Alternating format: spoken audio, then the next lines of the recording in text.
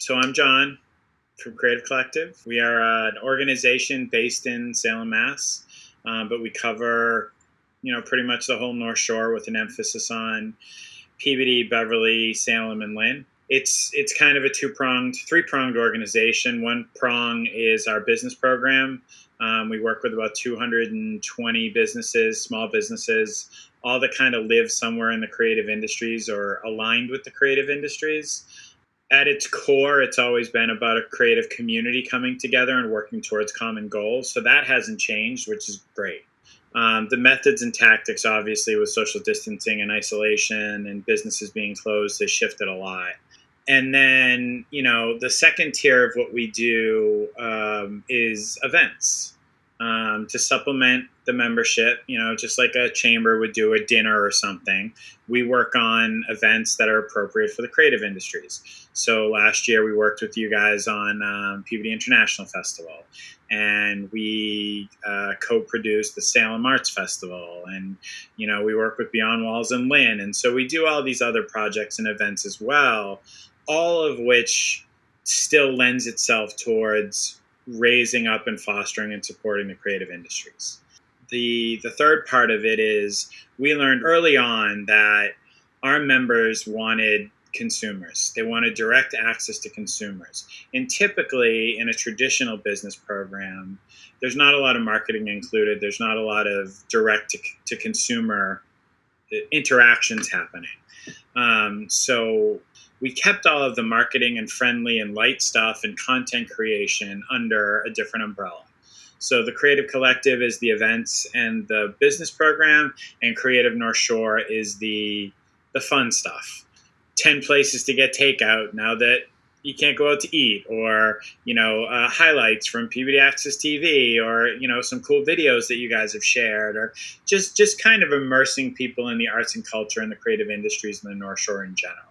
What have your members been saying to you over the past, I guess, month at this point? How has it affected them?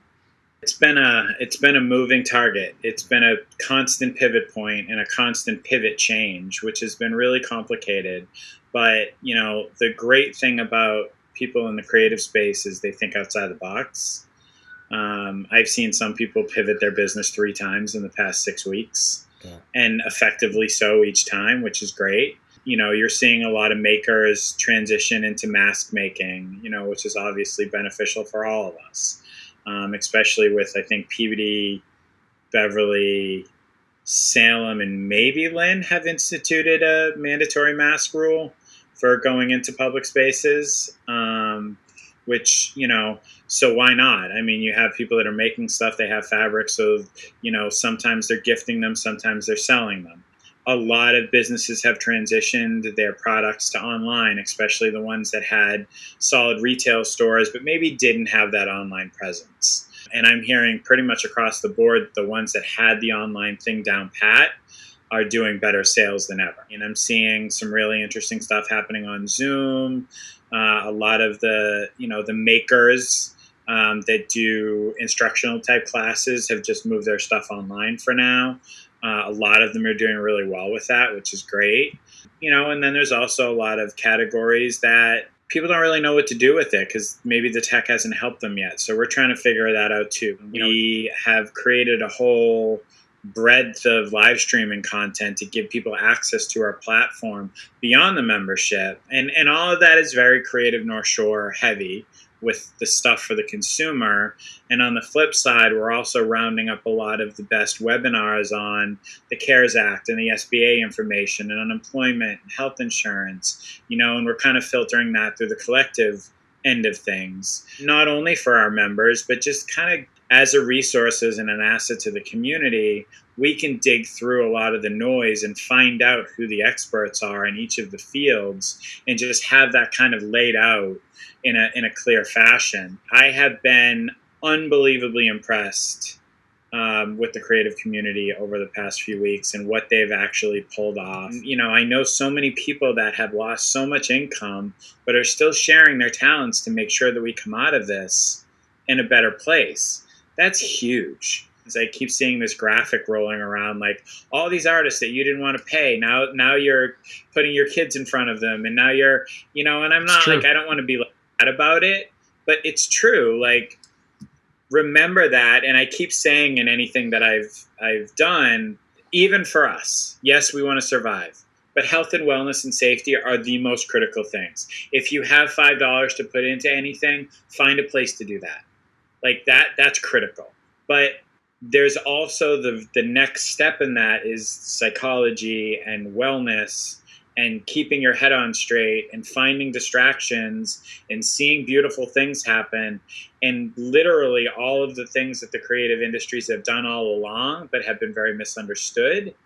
Now they're starting to actually, it's becoming more apparent how important these things are. Obviously everybody is going to deal with this in their own way, and there's a lot of fear, and there's a lot of anger, and there's a lot of frustration. And I feel really blessed to work with a bunch of people that can help balance that a little bit. I think our communities are super, super strong.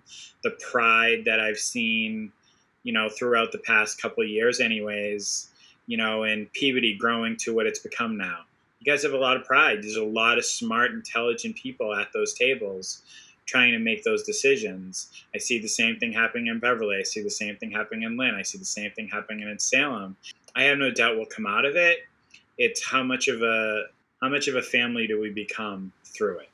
I know you had mentioned on the collective side of things that Yep. You were kind of sifting through the noise to find resources for artists and small businesses to take advantage of, especially funding based, like grants. Are there a couple that you'd like to mention? On our website, creativecollectivema.com, right at the top, you'll see a banner that says resources and stuff, and that has everything. From the arts and culture side, a combination of what Mass Cultural is working on.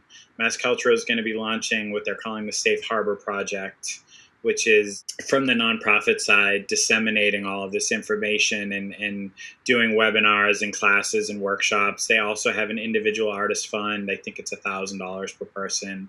I think the applications for that are open now. I had a great conversation with Emily Ruddock, the executive director of Mass Creative, yesterday, and they're the official advocacy group for arts and culture in Massachusetts. There's been some interesting, unique things that have come out of this, because all of a sudden people are talking about freelancers and gig economy workers and all that kind of stuff. And Right. It's very uncharted territories from a legislative perspective. So knowing that we have an advocate and an ally in Mass Creative that is doing that work for us and can give us the tools to also advocate for ourselves, access to representatives and senators, and this is who you should be emailing, and here's their contact information, and this is what you should be saying. I'm hoping that the work that they're doing now will bring us out of this in a better place, because one of the challenges even before this happened was nobody knew what to do with that, like, one person business owner. They didn't really fit anywhere. They weren't qualified for many grants, maybe a fellowship here and there. You can't fundraise for them really. They didn't qualify for unemployment. They did. So seeing that that's become such a big part of the conversation, and watching what Mass Creative is doing in the legislation and trying to get all that fixed has been really hopeful, because these people make up the fabric of a lot of what we do. You just don't realize it. And then the last one specifically to mention, Essex County Community Foundation is doing a ridiculous amount of work on so many different fronts. They just handed out their first $250,000 to frontline workers, and but they also, through the Creative County Initiative, I know one is launched, and I think one might be launching today or tomorrow. The first one is an individual artist fund, kind of like the Mass Cultural Fund, but any individual artist freelancer through all of Essex County is qualified. So, keeping an eye on us, Mass Cultural, Mass Creative, and ECCF are pretty wise choices if you're looking for opportunities and support. From everything I've seen, especially in those 4 communities, the official city websites are pretty good, and they can at least push you in the right direction. So on the flip side of that, you talked about how the Creative North Shore page has been hosting and helping out with a lot of awesome events that people can tune into virtually. We're going to host our first Zoom drag show, which we have no idea how it's going to play out, but That one's actually ticketed so that the queens can make some money. Every week on Wednesdays, we're doing a costume story time and sing along with a local cosplayer. Once a week, we've been working with a local musician, Ashley Skeffington, and she's doing a live stream like right at dinner making time, and she plays the ukulele, and her voice is amazing, so that's great. Salem actor that's been doing a ton with us, Eric Rodenheiser. He's been doing storytelling and hot tub trivia, where he hosts a trivia show in his hot tub. Which was so successful a couple of weeks ago that like we ran over the amount of comments that Facebook will let you have. I'm really excited. So my former life, I was a chef, and I used to run Victoria Station in Salem. And we used to work with a local musician, Nick Consone, and we used to do open mic with Nick. And so he's actually bringing back open mic, and we're going to do it in some sort of a digital format. And that should be really interesting, and that should feature, a handful of local musicians and artists. That's just this week. And then next week, I think we're doing there's a local historian that does a strange history podcast that we're also doing live through the live stream, which is great. One of our members that does flower arranging is going to do an online flower arranging class, and she's figured out a system so that you can get the flowers delivered to your house to do the same thing. That's Alice's Table, Janine O'Neill. So really a lot of really unique, interesting stuff. And I think we all know that this isn't all it's ever going to be. And one of the cool things that I'm starting to sense is people are being forced into using all of these tools that they can then use in the future. I think about like when there's a blizzard, and we're going to cancel something. Well, since everybody has the technology now, can we just move it online, and then still get people paid, and even like right at the beginning of this, I kind of reached out to you guys. An unexpected resource is your local access TV station. Like, y'all know how to use this stuff. This is what you do. My high suggestion for everyone is everyone's eyes are on their digital devices. Make sure that your accounts and your Instagram accounts and your Facebook pages and your websites, make sure that everything is rock solid right now, because we're seeing unprecedented jumps in numbers as far as engagement and interactivity and views. All of these things that you never had time to do, that you kept saying you never had time to do because you were so busy on events, on the road, do it now. Right. If you have the ability and you have a little bit of funding, build a stockpile, because eventually you will get back out there. And the demand is going to be high at some point. Our friends in Salem, Die With Your Boots On, they do an annual festival called the Daughters of Darkness Festival. And, last year they saw like 5,000 people go through the Hawthorne Hotel. It was like ridiculously successful. Obviously they couldn't do that this year. So they transitioned a lot of it online, and they had vendors that were running out of product. Wow. So there are ways to move forward. There's a middle space there too, and I think we're learning that we need to be more disciplined, but we still are spending money, which is a good thing because it's going to keep some form of the economy and the commerce rolling.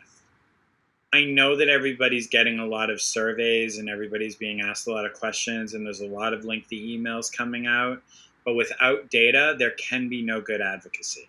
I can't answer all the surveys, but I know for my industry, mass cultural, mass creative, and the chambers are where I should be focusing my time.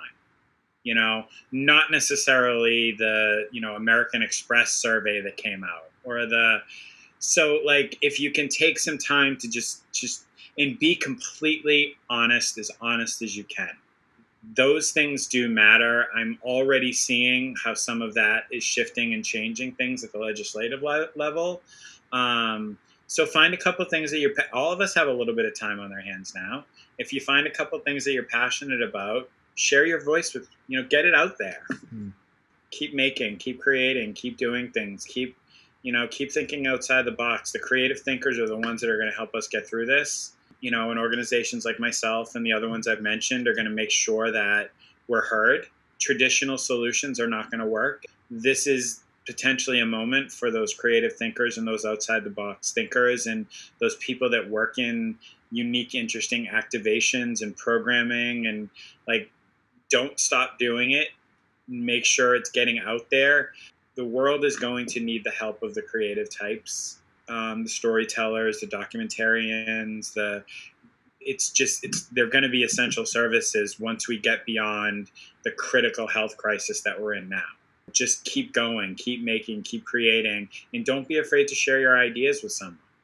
Like I said, if you want more information on the business resources and the arts and culture resources, or to learn more about us as an organization, creativecollectivema.com. If you want to find things to do with the family and learn about the people behind the arts and culture in the area, creativenorthshore.com.